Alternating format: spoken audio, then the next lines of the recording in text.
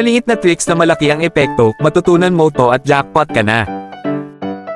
Alisin ang faucet aerator, pisilin ng kaunting toothpaste sa loob at ibalik. Parang bago ulit ang agos ng tubig. Pakuluan ng chopsticks kasama ng asin at suka para ma-disinfect at ma-sterilize ang mga ito. Wala bang pambukas ng garapon? Tapikin lang ang gilid ng takip sa pader o sahig, tapos twist, bukas na agad. May sira ang zipper head. Ipasok ang puller sa ngipin ng tinidor, isalpak ang zipper pull, at ayos na. Maluwag ang sampayan. Ibalik ang loop at ipasok ang maliit na patpat para ma-lock at ma-adjust ang higpit.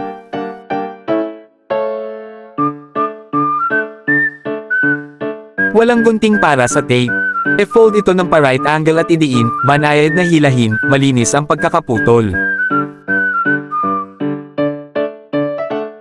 Para madaling magpasok ng sinulid sa karayom, ilagay sa papel, e-fold ng paulas, gupitin ng matulis ang dulo, mas madali kahit anong edad mo.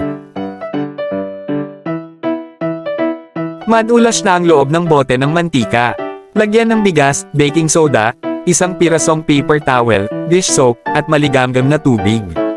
Isara at alugin, parang bago ulit.